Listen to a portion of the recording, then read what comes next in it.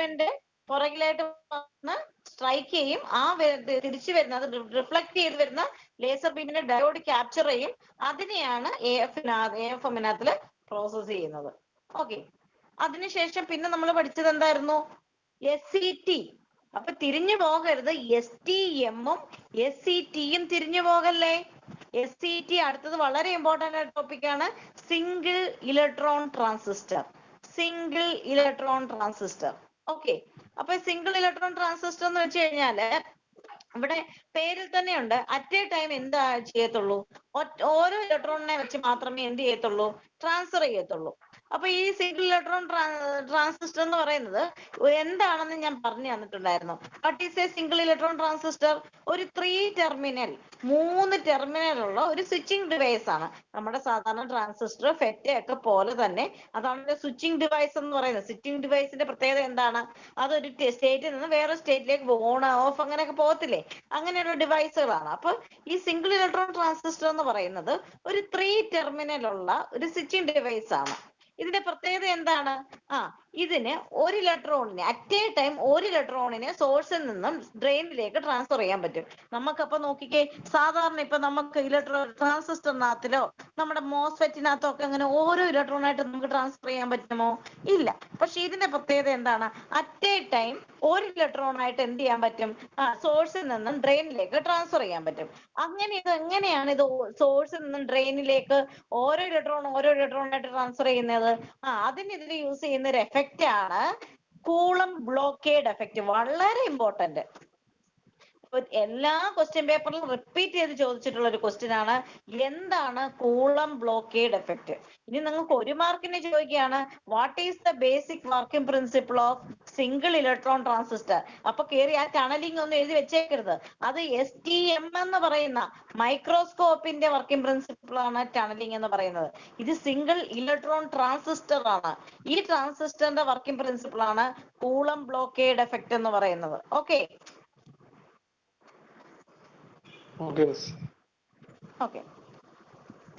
അപ്പൊ ഇവിടെ എന്ത് തന്നെയാണ്, ഒരു ടണലിംഗ് എഫക്റ്റ് തന്നെയാണ് യൂസ് ചെയ്യുന്നത്. അപ്പൊ ഈ അതിന്റെ ഒരു ഫിഗർ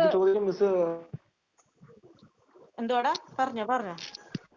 ചോദിക്കുമ്പോ ഈ കൂളം ബ്ലോക്കേഡ് എഫക്റ്റ് ഈ മറ്റേ ഇത് പറഞ്ഞ switching device transfer 1 by 1 source അത്ര പോലെ. അത് SET. വാട്ട് ഈസ് SET എന്ന് ചോദിച്ചാൽ അത്ര എഴുതിയാൽ മതി. പക്ഷെ കൂളം ബ്ലോക്കേഡ് എഫക്റ്റ് എന്ന് ചോദിച്ചാൽ അത്ര എഴുതിയാൽ പോരാ കേട്ടോ.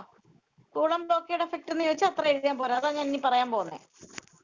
അപ്പൊ കൂളം ബ്ലോക്കേഡ് എഫക്റ്റിനകത്ത് പറയുന്നത് ഒരു നാനോമീറ്റർ സൈസ് ഉള്ള ഒരു സെമി കണ്ടക്ടർ. നാനോമീറ്റർ സൈസ് എന്ന് പറഞ്ഞു കഴിഞ്ഞാൽ എന്താണ്? അതിന് 3 ഡയമെൻഷനും നാനോമീറ്റർ റേഞ്ചിലായിരിക്കും. ഓക്കെ, അപ്പൊ അതിനെന്താ സംഭവിക്കുന്നതെന്ന് വെച്ച് കഴിഞ്ഞാൽ, ഈ ഇലക്ട്രോൺസിന് ഇപ്പൊ അതൊരു റിസർവോയറിലാണ് ഈ ഇലക്ട്രോൺ കിടക്കുന്നതെങ്കിൽ ഈ നമ്മുടെ ഈ ഒരു സഫീഷ്യന്റ്ലി തിന്നാണ് ബാരിയർ എങ്കിൽ ഇലക്ട്രോൺസിന് എന്ത് ചെയ്യാൻ പറ്റും? ടണൽ ചെയ്ത് ഇവിടെ നിന്ന് അപ്പുറത്തേക്ക് പോകാൻ പറ്റും. അതാണ് കൂളം ബ്ലോക്കേഡ് എഫക്റ്റ് എന്ന് പറയുന്നത്. ഓക്കെ, പിന്നെ അതുപോലെ തന്നെ ഈ കൂളം ബ്ലോക്കേഡ് എഫക്റ്റ് പ്രകാരം ഇതിന്റെ വേറൊരു ഡെഫിനിഷനോട് പറഞ്ഞു തന്നായിട്ട് എന്റെ ഒരു ഓർമ്മ. കൂളം ബ്ലോക്കേഡ് എഫക്റ്റ് വേറെ ഒരു ഡെഫിനിഷനോടെ പറഞ്ഞു തന്നില്ലായിരുന്നു വിഷ്ണു? എടാ, കൂളം ബ്ലോക്കേഡ് എഫക്റ്റിനെ വേറെ എഴുതി വെച്ചിട്ടില്ലയോടാ വിഷ്ണുവേ? ജോയിൻ ചെയ്തിട്ടുണ്ടായിരുന്നില്ല. എടാ, കൂളം ബ്ലോക്കേഡ് എഫക്റ്റ് എന്തോ?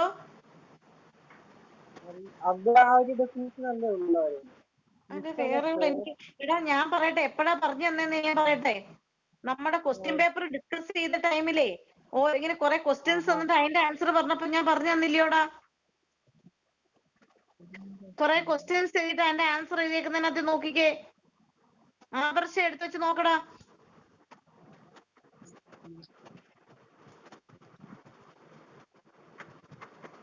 അതിനകത്തുണ്ട്. അതൊന്ന് വായിച്ചേ വിഷ്ണു.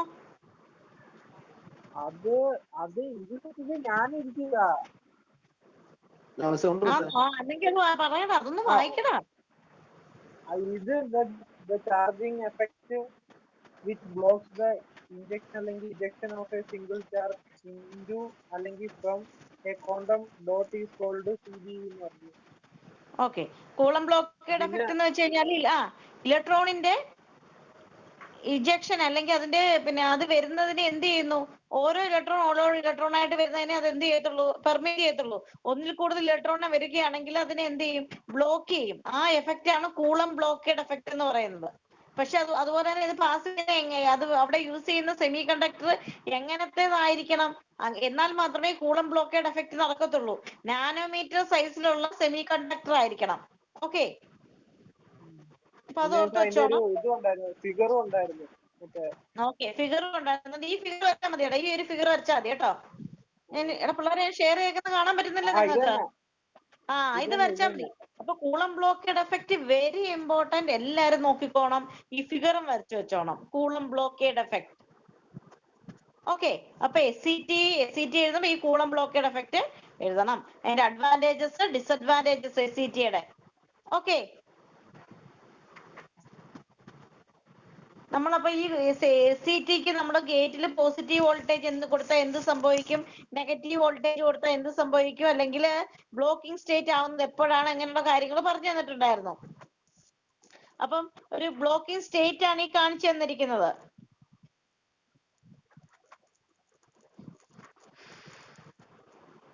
നോക്കിക്കേ, ഇവിടെ കാണിച്ചിട്ടുണ്ട്. നിങ്ങൾ ഫിഗർ കണ്ടോ പിള്ളേരെ? ഫിഗറിന്റെ ഇടതുവശത്ത് ഒരു ഇങ്ങനെ നിങ്ങൾ ഷെയ്ഡ് ചെയ്ത് കാണിച്ചിരിക്കുന്നുണ്ടോ? കാണിക്കാം. ഇവിടെ ഈ ഒരു പോർഷൻ കണ്ടോ പിള്ളേരെ? ഈ ഒരു പോർഷൻ കണ്ടോ? ഈ രണ്ട് പോർഷൻസ് കണ്ടോ? ഇത് രണ്ടുമാണ് എനർജി ലെവൽസ്, അല്ലെങ്കിൽ ആ ഒരു ഇലക്ട്രോൺസിന് ഒക്കുപ്പൈ ചെയ്യാനോ അല്ലെങ്കിൽ ഇലക്ട്രോൺസ് വരികയോ ചെയ്യുന്ന എനർജി ലെവൽസ് ആണ് കാണിച്ചിരിക്കുന്നത്. ഓക്കെ, അപ്പൊ സോഴ്സിലെ എനർജി ലെവലാണ് ഈ കാണിച്ചിരിക്കുന്നത്. അപ്പൊ ഇതിന്റെ ഡെസ്റ്റിനേഷനിലേക്ക് വരേണ്ട എനർജി ലെവൽ കാണിച്ചിരിക്കുന്നത്. ഇലക്ട്രോൺ ഇവിടെ നിന്നാണ് കാണിച്ചിരിക്കുന്നുണ്ടോ? ഇവിടെ ഇലക്ട്രോൺ ഇരിക്കുന്നത് കണ്ടോ? ഇലക്ട്രോണ് ഇങ്ങോട്ട് വരുമ്പോഴത്തേക്ക് അതിന് ആക്സസിബിൾ ആയിട്ടുള്ള എനർജി ലെവൽ അവിടെ വല്ലതും ഉണ്ടോ? ഇല്ല. എനർജി ലെവൽ എവിടെ കിടക്കുക? താഴെ കിടക്കുക.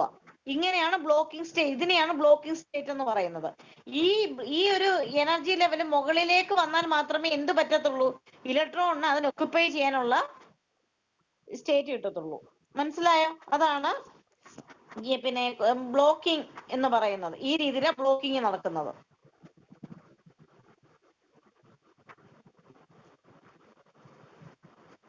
നോക്കിക്കേ പിള്ളേരെ, ഈ ഒരു സ്റ്റേറ്റ് നോക്ക്. പോസിറ്റീവ് വോൾട്ടേജ് അപ്ലൈ ചെയ്തപ്പോഴത്തേനെ കണ്ടോ? ഈ ഒരു ഇവിടുത്തെ സ്റ്റേറ്റ് എവിടുത്തെയാ നോക്കിക്കേ. നിങ്ങൾ പോസിറ്റീവ് വോൾട്ടേജ് അപ്ലൈ ചെയ്തപ്പോഴത്തേനെ കണ്ടോ? ഈ ഒരു ഇത് കണ്ടോ? കുറച്ചുകൂടെ മുകളിലേക്കായപ്പോഴത്തേന് ഇലക്ട്രോൺസ് ഒക്കുപ്പൈ ചെയ്യാനായിട്ട് എനർജി ലെവല് കിട്ടി. മനസ്സിലായോ?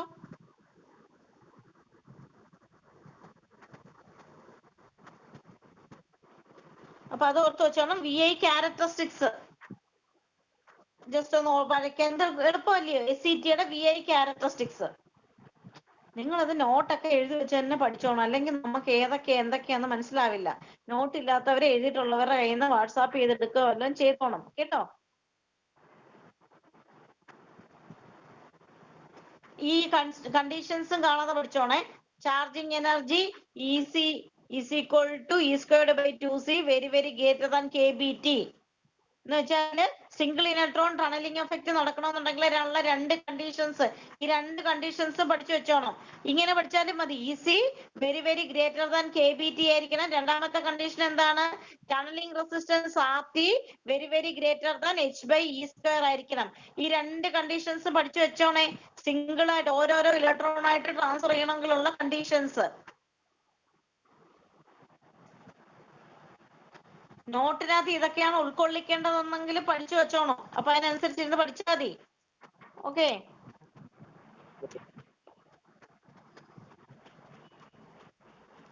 ഈ ഫിഗറൊക്കെ വെച്ചാൽ ഞാനന്ന് പഠിപ്പിച്ചത്. പൊട്ടൻഷ്യൽ എനർജി NQ² ഇത് വെച്ചിട്ടാണ് പഠിപ്പിച്ചത്. Single electron transistor.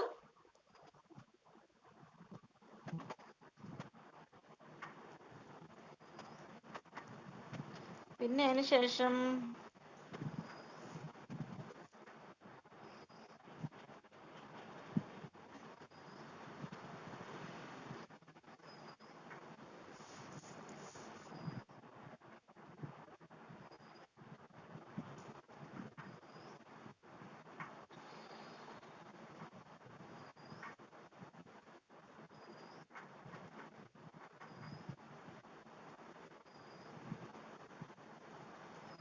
പിന്നെ അതിന് ശേഷമുള്ള ഒരു മൈക്രോസ്കോപ്പ് ആയിരുന്നു TEM, ഇല്ലയോ?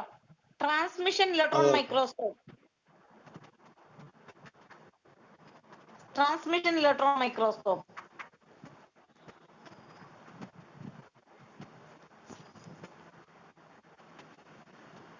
ഈ ട്രാൻസ്മിഷൻ ഇലക്ട്രോൺ മൈക്രോസ്കോപ്പിന്റെ വർക്കിംഗ് പ്രിൻസിപ്പിൾ എന്ന് പറയുന്നത് നമ്മുടെ സാധാരണയായിട്ട് ഇപ്പൊ ഒരു നമ്മൾ എന്താ പറയുക നമ്മുടെ ലാബിലൊക്കെ യൂസ് ചെയ്യുന്ന മൈക്രോസ്കോപ്പ് തന്നെയാണ്.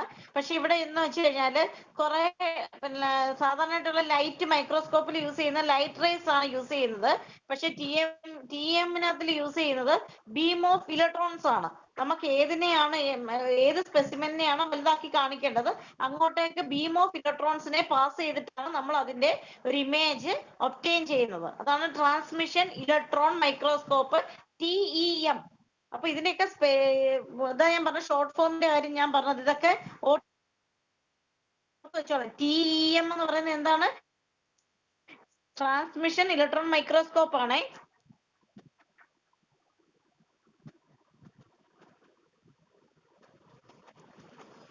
ഓക്കെ. പിന്നെ ഇതിന്റെ മോഡ്സ് പറഞ്ഞോ. പറഞ്ഞുതരാമോ? ഏതാടാ? ഫസ്റ്റ് മോഡ്യൂളിലെ സോൾജ് പ്രോസസ്സും ഗ്രൈൻഡിംഗ് ബോൾസും എന്ന് പറഞ്ഞുതരാമോ? പറഞ്ഞുതരാം. അതെ, ഇവർക്ക് കഴിഞ്ഞ ദിവസം പറഞ്ഞുതരാം. ഇത് കഴിഞ്ഞിട്ട് നീ ഒന്ന് വെയിറ്റ് ചെയ്യണേടാ കേട്ടോ. ഓക്കെ പറഞ്ഞുതരാം. ഓക്കെ. പിന്നെ അതിന് ശേഷം അടുത്തത് പറയാം.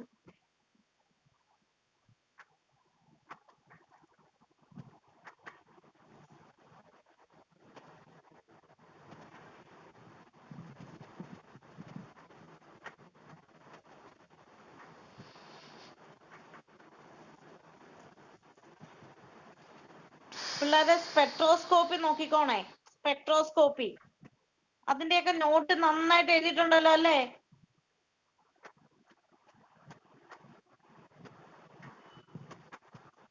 മറ്റേ സാധനം എന്ത്?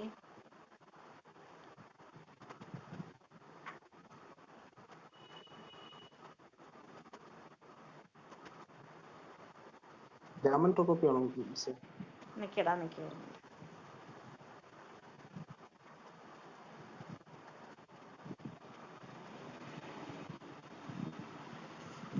സ്പെക്ട്രോസ്കോപ്പി.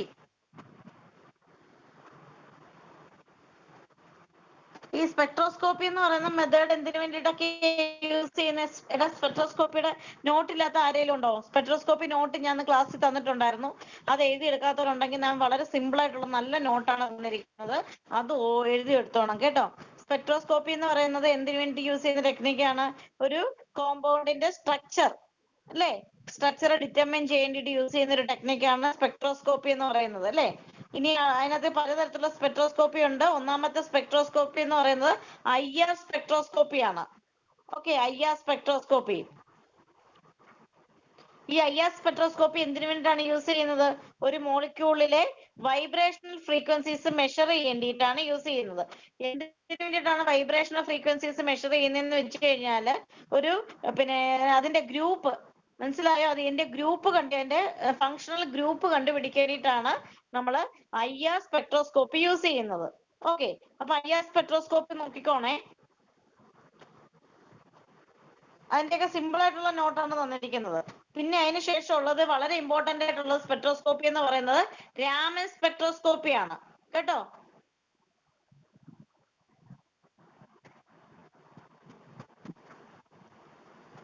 മോളിക്യൂൾസിന് ഏത് ഗ്രൂപ്പിലാണ് ഒരു മോളിക്യൂൾ വരുന്നതെന്നൊക്കെ ഐഡന്റിഫൈ ചെയ്യേണ്ടിയിട്ടാണ് നമ്മള് ഗ്രൂപ്പിലാണെന്ന് വേണ്ടിയിട്ടല്ലോ രാമൻ സ്പെക്ട്രോസ്കോപ്പി യൂസ് ചെയ്യുന്നത്. Notes states is commonly used in chemistry to provide a fingerprint by which molecules can be identified. Fingerprint എന്നാണ് എഴുതിയിരിക്കുന്നത്.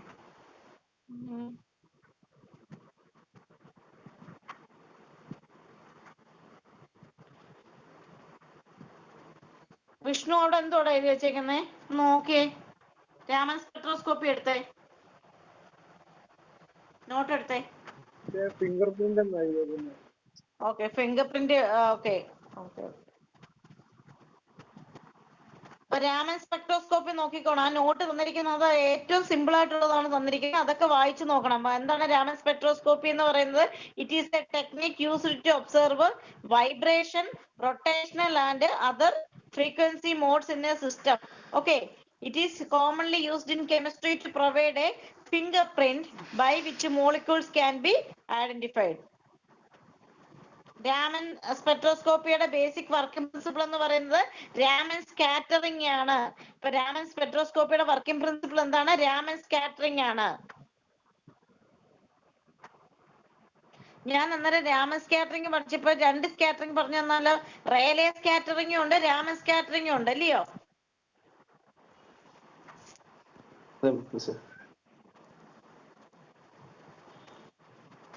എന്താണ് നമ്മള് പിന്നെ എന്താ സ്ട്രൈക്ക് ഇപ്പം ഒരു ഒബ്ജക്റ്റിൽ വന്ന് സ്ട്രൈക്ക് ചെയ്യുന്ന ലൈറ്റ് എനർജിയും സ്കാറ്റർ ചെയ്ത് വരുന്ന ലൈറ്റ് എനർജിയും ഡിഫറെന്റ് ഫ്രീക്വൻസിയിലുള്ളതാണ് എങ്കിൽ അതിനെ വിളിക്കുന്ന പേരാണെന്ത്? രാമൻ സ്കാറ്ററിംഗ്. ഫോർ എക്സാമ്പിൾ നമുക്കറിയാം, ഇപ്പൊ നമ്മളൊരു കല്ലെടുത്തു, ഞാൻ മുകളിലേക്ക് എറിഞ്ഞിട്ട് ആ മുകളിലേക്ക് പോയ അതേ ഫ്രീക്വൻസി തന്നെയാണ് താഴേക്ക് വരുന്നതെങ്കിൽ അതിനെ വിളിക്കുന്ന പേര് റേലേ സ്കാറ്ററിംഗ് എന്നും, ഈ മുകളിലേക്ക് പോയ അതേ ഫ്രീക്വൻസിയിലല്ല തിരിച്ചു വരുന്നതെങ്കിൽ വേറൊരു ഫ്രീക്വൻസിയിലാണ് തിരിച്ചു വരുന്നതെങ്കിൽ അതിനെ രാമൻ സ്കാറ്ററിംഗ് എന്നും പറയാം. ഞാൻ ചുമ്മാ അതൊരു എക്സാമ്പിൾ പറഞ്ഞ കേട്ടോ, ഇത് തമ്മിലുള്ള വ്യത്യാസം പറയേണ്ടിയിട്ട്. ഇൻസിഡന്റ് ലൈറ്റും ഡിഫ്രാക്ട് ചെയ്ത് വരുന്ന ലൈറ്റും സെയിം ഫ്രീക്വൻസിയിലാണ് എങ്കിൽ അതിനെ വിളിക്കുന്ന പേര് റേലേ സ്കാറ്ററിംഗ് എന്നും, ഇൻസിഡന്റ് ലൈറ്റും റിഫ്രാക്ട് ഒക്കെ ചെയ്ത് വരുന്ന ലൈറ്റും തമ്മിൽ ഡിഫറെന്റ് ഫ്രീക്വൻസിയിലാണ് എങ്കിൽ അതിനെ വിളിക്കുന്ന പേരാണ് രാമൻ സ്കാറ്ററിംഗ് എന്നുള്ളത്. അപ്പൊ ഈ രാമൻ സ്കാറ്ററിംഗ് ഒക്കെ 1 മാർക്കിനും 2 മാർക്കിനും ഒക്കെ ചോദിക്കും. അപ്പൊ ഈ രാമൻ സ്കാറ്ററിംഗ് എവിടുത്തെ വർക്കിംഗ് പ്രിൻസിപ്പിൾ ആണ്? രാമൻ സ്പെക്ട്രോസ്കോപ്പിയിൽ യൂസ് ചെയ്യുന്ന വർക്കിംഗ് പ്രിൻസിപ്പിൾ ആണ് രാമൻ സ്കാറ്ററിംഗ് എന്ന് പറയുന്നത്. രാമൻ സ്കാറ്ററിംഗ് എന്തുവാണെന്ന് മനസ്സിലായോ? ഇൻസിഡന്റ് ചെയ്യുന്ന ലൈറ്റും ഡിഫ്രാക്ട് ചെയ്യുന്ന ലൈറ്റും ഡിഫറെന്റ് ഫ്രീക്വൻസിയിലുള്ളതാണ് എങ്കിൽ അങ്ങനെ വരുന്ന സ്കാറ്ററിംഗിനെയാണ്. അപ്പൊ എന്ന് വെച്ച് കഴിഞ്ഞാൽ ഇൻസിഡന്റ് ചെയ്യുന്ന ലൈറ്റിന്റെ അതേ ഫ്രീക്വൻസി അല്ല ഇങ്ങനെ സ്കാറ്റർ ചെയ്ത് പോകുന്ന ലൈറ്റിന്. അപ്പൊ ഈ അങ്ങനെ വേറൊരു ഫ്രീക്വൻസിയിലാണ് ലൈറ്റ് സ്കാറ്റർ ചെയ്യുന്നതെങ്കിൽ അതിനെ വിളിക്കുന്ന പേരാണ് എന്ത്? രാമൻ സ്കാറ്ററിംഗ് എന്ന് വിളിക്കുന്നത്. ഓക്കെ,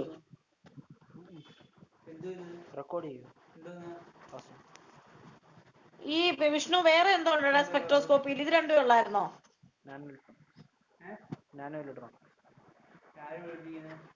ടീച്ചർ ഇതിന്റെ രണ്ടിന്റെ നമുക്ക് നോക്കാം. ഓക്കെ, പിന്നെ അതിന് ശേഷം വേറൊരെണ്ണം നിങ്ങൾക്ക് നോക്കാനുള്ള എന്താന്ന് പറയുമ്പോ XRD ആണ്. XRD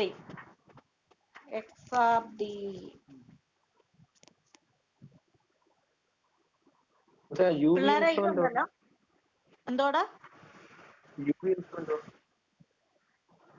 കേൾക്കാൻ പറ്റുന്നില്ല.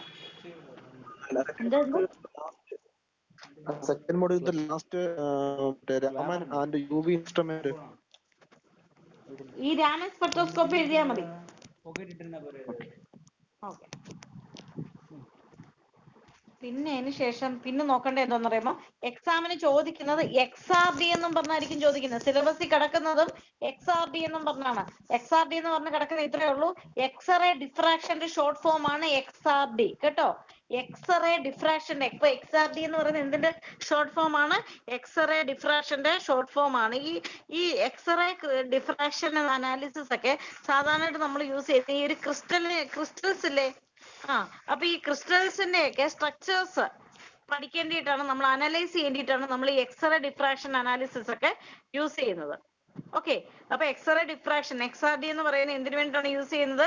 നാനോ സ്ട്രക്ചേർഡ് ഈ ടെക്നിക്, നമ്മൾ ഈ പഠിക്കുന്ന ടെക്നിക് എല്ലാം ഉണ്ടല്ലോ ഓൾറെഡി പണ്ട് വർഷങ്ങളായിട്ട്, എന്ന് വെച്ചാൽ ഒരു 1920 ആ കാലഘട്ടത്തിലൊക്കെ തൊട്ടേ ഉള്ളതാ. അത് കെമിസ്ട്രിയിലൊക്കെ വൈഡ്ലി യൂസ് ചെയ്തുകൊണ്ടിരിക്കുന്ന ടെക്നിക്കാ. പക്ഷെ അതൊക്കെ അവന്റെ ആപ്ലിക്കേഷൻ മാറിയെന്ന് മാത്രം. പിന്നെ നമ്മൾ ഈ ടെക്നിക്കെല്ലാം നമ്മൾ പഠിക്കുന്ന എന്തിനാ? നമ്മുടെ നാനോയിൽ ഇതൊക്കെ യൂസ് ചെയ്യുന്നുണ്ട്. മനസ്സിലായോ? ഇപ്പം സാധാരണ കെമിസ്ട്രിയിൽ അവരാണെങ്കിൽ ഓരോന്നൊക്കെ ഇപ്പൊ ഒരു കോമ്പൗണ്ടിന്റെ സ്ട്രക്ചറും അതും ഇതും ഒക്കെ കണ്ടുപിടിക്കേണ്ടിയിട്ടാണെങ്കിൽ അത് തന്നെ നമ്മൾ നാനോയിൽ കൊണ്ടുവന്നിട്ട് നാനോ സ്ട്രക്ചേഴ്സിനെ കുറിച്ച് അനലൈസ് ചെയ്യേണ്ടിയിട്ട് ഈ മെത്തേഡ് എല്ലാം നമ്മൾ യൂസ് ചെയ്യുന്നെന്ന് മാത്രം. അപ്പൊ XRD എന്ന് പറയുന്നത് നാനോ സ്ട്രക്ചർഡ് മെറ്റീരിയൽസിന്റെ അതിന്റെ സ്ട്രക്ചേഴ്സിനെ ക്യാരക്ടറൈസ് ചെയ്തിട്ട് നമ്മൾ യൂസ് ചെയ്യുന്ന ഒരു മെത്തേഡാണ് XRD എന്ന് പറയുന്നത്. ഓക്കെ, അപ്പൊ ഈ XRD-ക്കകത്തിൽ നമ്മൾ അതിന്റെ ഈ ഒരു ഇതുണ്ട് എക്സ്റേ ഡിഫ്രാക്ഷൻ നടക്കുമ്പോൾ ഉള്ള ആ ഒരു ഫിഗർ ഒക്കെ ഒന്ന് എക്സാമിന് വരച്ച് വെച്ചോണേ, നോക്കിക്കോണം. അതുപോലെ തന്നെ ഈ എക്സ്റേ ഡിഫ്രാക്ഷനകത്ത് നമ്മൾ നാനോയ്ക്കകത്ത് യൂസ് ചെയ്യുന്നത് വെറും എക്സ്റേ ഡിഫ്രാക്ഷൻ അല്ല യൂസ് ചെയ്യുന്നത്, കമ്പ്യൂട്ടർ കൺട്രോൾ സെറ്റപ്പ് ആണ് യൂസ് ചെയ്യുന്നത്. അതുകൊണ്ട് തന്നെ അതിനെ വിളിക്കുന്ന പേര് ഇതാണ്, എക്സ്റേ ഡിഫ്രാക്ടോമീറ്റർ എന്നാണ് വിളിക്കുന്നത്. എന്താ വിളിക്കുന്നത്? എക്സ്റേ ഡിഫ്രാക്ടോമീറ്റർ. അതാണ് XRD എന്ന് പറഞ്ഞ് നമ്മുടെ സിലബസിൽ കൊടുത്തിരിക്കുന്നത്. ഓക്കെ, ഇത് ഉപയോഗിച്ചിട്ട് നമുക്ക് എന്തൊക്കെ ഗ്രെയിൻ സൈസ് കണ്ടുപിടിക്കാൻ പറ്റും, മൈക്രോ ഡിസ്റ്റൻഷൻ കണ്ടുപിടിക്കാൻ പറ്റും, ഒരു കോമ്പൗണ്ടിന്റെ സ്ട്രക്ചർ കണ്ടുപിടിക്കാൻ പറ്റും, അതിന്റെ അല്ലെങ്കിൽ ഒരു ക്രിസ്റ്റലിന്റെ ലാറ്റിസ് പാരാമീറ്റേഴ്സ് ഒക്കെ കണ്ടുപിടിക്കാനായിട്ട് നമുക്ക് XRD അല്ലെങ്കിൽ എക്സ്റേ ഡിഫ്രാക്ടോമീറ്റർ എന്ന് പറയുന്ന സാധനം ഉപയോഗം. അപ്പൊ XRDയുടെ ഫുൾ ഫോം ചോദിക്കുകയാണെങ്കിൽ നിങ്ങൾ ഇത് എഴുതിയാൽ മതി. എന്താ എഴുതുന്നത്? എക്സ്റേ ഡിഫ്രാക്ടോമീറ്റർ. എന്താ? എക്സ്റേ ഡിഫ്രാക്ടോമീറ്റർ.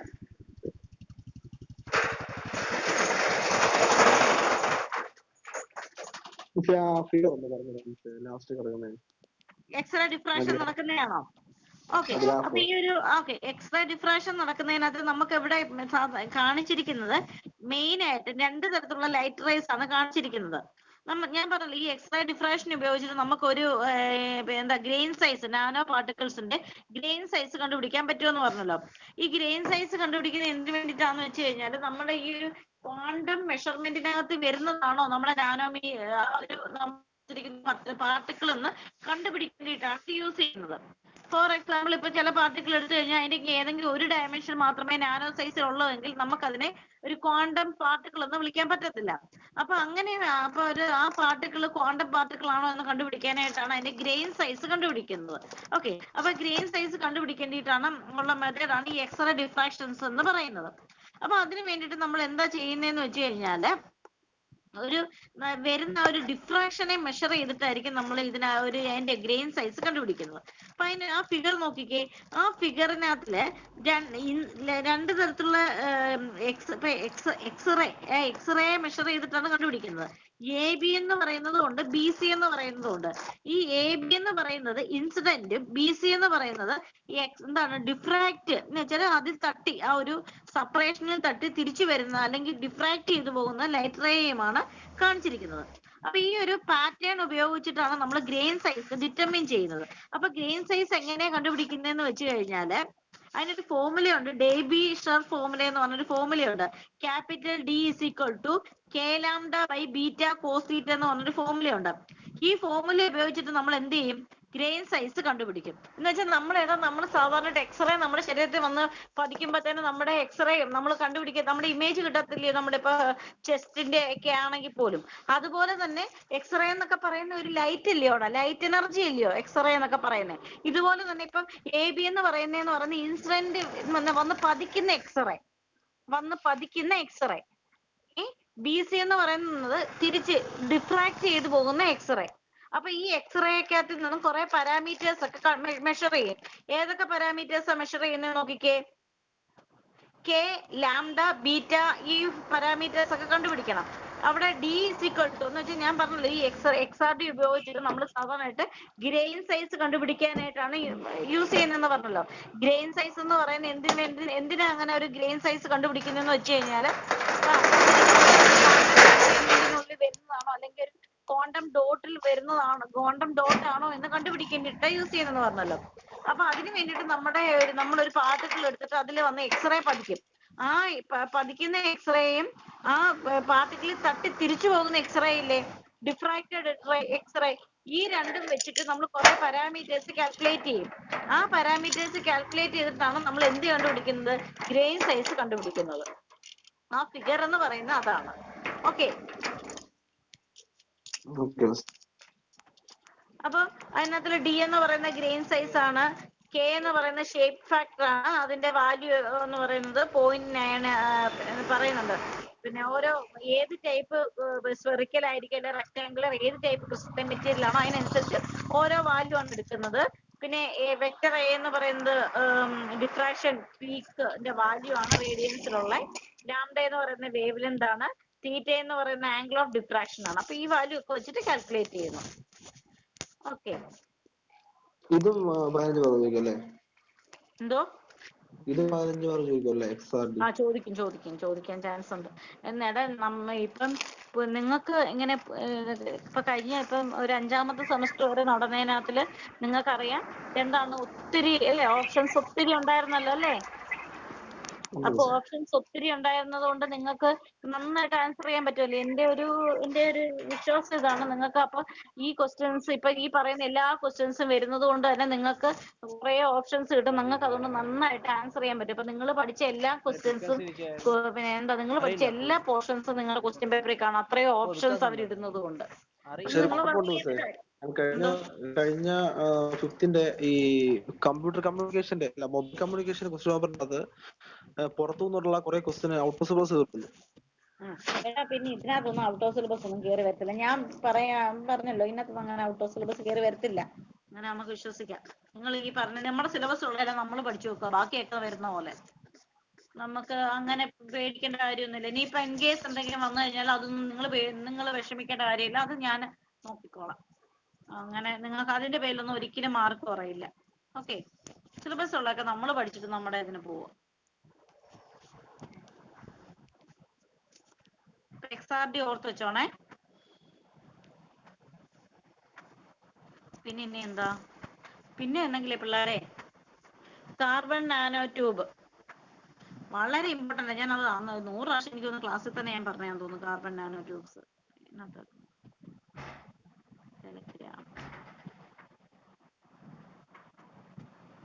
കാർബൺ നാനോ ട്യൂബ് നോക്കിയിട്ടേ പഠിച്ചിട്ടേ പോകാവുള്ളൂ. അതും അതിന്റെ സിന്തസിസ്, അതിന്റെ പ്രോപ്പർട്ടി, ഇലക്ട്രിക്കൽ പ്രോപ്പർട്ടീസ് ഒക്കെ പഠിച്ചിട്ടേ പോകാവുള്ളൂ കേട്ടോ. അപ്പൊ അത്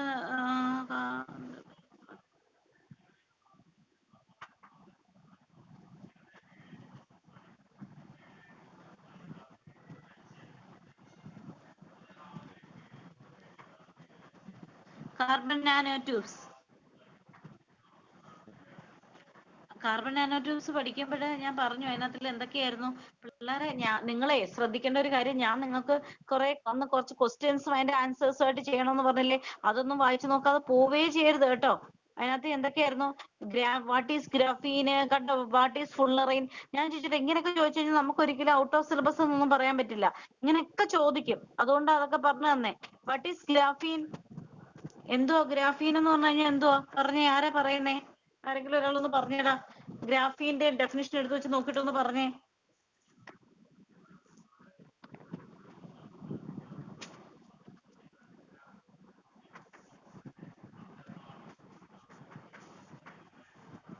ആദർശ കിട്ടിയോടാ ഗ്രാഫീന്റെ ഡെഫിനിഷൻ? ഞാൻ തന്നിട്ടുള്ളത് എടുക്കണേ. Graphene is allotrope of carbon with a thickness. ഓക്കെ, കാർബണിന്റെ ഒരു ആറ്റം തിക്നെസ് ഉള്ള അലോട്രോപ്പിനെ വിളിക്കുന്ന പേരാണ് ഗ്രാഫീൻ. ദെൻ വാട്ട് ഈസ്, കേട്ടോ, കാർബണിന്റെ ഒരു ആറ്റം തിക്നെസ് ഉള്ള അലോട്രോപ്പിനെ വിളിക്കുന്ന പേരാണ് ഗ്രാഫീൻ എന്ന് പറയുന്നത്. അതുപോലെ തന്നെ എക്സാമിന് ചോദിക്കുന്ന ക്വസ്റ്റ്യൻ ആണ് വാട്ട് ഈസ് ഫുള്ളറൈൻ. എന്താ ഫുള്ളറൈൻ ഡെഫിനിഷൻ നോക്കിക്കേ, അതിന്റെ ഞാൻ തന്നിട്ടുണ്ടായിരുന്നു.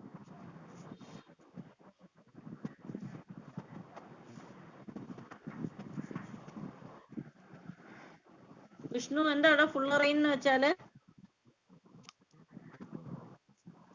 It is an allotrope of carbon whose molecule consists of carbon atoms connected by single or double bonds. Okay, അപ്പം സിംഗിൾ അല്ലെങ്കിൽ ഡബിൾ ബോണ്ട് വരുമ്പോഴാണ് അത് ഫുള്ളറൈൻസ് ആയിട്ട് മാറുന്നത്. അപ്പൊ ഫുള്ളറൈൻസും ക്വസ്റ്റ്യൻ പേപ്പറിൽ ചോദിച്ചിട്ടുള്ളതാണ് കേട്ടോ, അതുകൊണ്ട് ഓർത്ത് വെച്ചോണേ, ഫുള്ളറൈൻസ്. അപ്പം ഈ കാർബൺ നാനോ ട്യൂബ്സ് എന്ന് വെച്ച് കഴിഞ്ഞാൽ ഇപ്പൊ എന്തായിരിക്കും, ഗ്രാഫീനെ എടുത്ത് ഇങ്ങനെ ട്യൂബ് പോലെ ചുറ്റി വെച്ചിരിക്കുന്നതായിരിക്കും, അല്ലെങ്കിൽ ചുരുട്ടി വെച്ചിരിക്കുന്ന, റോൾ ചെയ്ത് വെച്ചിരിക്കുന്ന ട്യൂബുകളാണ് കാർബൺ നാനോ ട്യൂബ്സ് എന്ന് പറയുന്നത്. അപ്പൊ ഈ കാർബൺ നാനോ ട്യൂബ്സ് നമുക്കറിയാം, കാർബൺ നാനോ ട്യൂബ്സിന്റെ കണ്ടുപിടുത്തം നമുക്ക് വളരെയധികം എന്താ പറയുന്നേ, ഇലക്ട്രോണിക്സിൽ വളരെയധികം മാറ്റങ്ങൾ കൊണ്ടുവന്നു. കാരണം നമുക്ക് ഏറ്റവും ചെറിയ ട്രാൻസിസ്റ്റർ ഒക്കെ കൺസ്ട്രക്ട് ചെയ്യാൻ പറ്റി. ഓക്കെ, ഈ കാർബൺ അതാണ് ഈ ഫിഗർ കാണിച്ചിരിക്കുന്നത് കണ്ടോ, ഒരു ഗ്രാഫീൻ ഷീറ്റ് എടുത്തിട്ട് അതിനെ റോളപ്പ് ചെയ്ത് കഴിഞ്ഞാൽ അത് എന്തായി മാറി? കാർബൺ നാനോ ട്യൂബ് ആയിട്ട് മാറി. എന്താ പിള്ളേരെ കാണാൻ പറ്റുന്നില്ലയോ? ഓക്കെ, കണ്ടോ, ഗ്രാഫീൻ നമ്മളൊരു പായ എടുത്ത് ചുരുട്ടുന്ന പോലെ ചുരുട്ടി വെച്ചാൽ, ഒരു പായ എടുത്ത് ചുരുട്ടുന്നത് എന്ന് പറയുന്ന എന്തിന് എക്സാമ്പിൾ ആയിരിക്കും? ഒരു multi walled carbon nano tube. കാരണം ഒരു പായ എടുത്ത് ചുരുട്ടുമ്പോൾ ഒറ്റ പ്രാവശ്യം അല്ലല്ലോ, കുറെ റോള് വരുന്നില്ലയോ, അതൊരു മൾട്ടി വോൾഡാ. ഒറ്റ ചുരുട്ടേ വരുന്നുള്ളെങ്കിൽ, ഒരു റോളേ വരുന്നുള്ളെങ്കിൽ അതിനെ വിളിക്കുന്ന പേരാണ് സിംഗിൾ വോൾഡ് നാനോ ട്യൂബ്സ്. അപ്പൊ നിങ്ങൾ അതുപോലെ തന്നെ ഈ കാർബൺ നാനോ ട്യൂബ്സ് എന്ന് ചോദിക്കുമ്പോഴേ നിങ്ങൾ അതിന്റെ ഷോർട്ട് ഫോം എപ്പോഴും ഓർത്ത് വെച്ചോണം. എക്സാമിന് വാട്ട് ഈസ് CNT എന്നായിരിക്കും ചോദിക്കുന്നത്. അപ്പൊ നമുക്ക് കാർബൺ നാനോ ട്യൂബ് അറിയായിരിക്കും, CNT എന്ന് ചോദിച്ചപ്പോൾ അറിയത്തില്ലായിരിക്കും. അതുകൊണ്ട് ഷോർട്ട് ഫോം ഓർത്ത് വെച്ചോളുക. CNT stands for carbon nano tube. CNT stands for carbon nanotube. Okay, there are two types of carbon nanotubes. First one is SWND. Second one is MWND. Then what is SWND? SWND is single walled nanotube. Single walled nanotube. Okay, single walled carbon nanotube. Then second one is multi walled carbon nanotubes. Okay.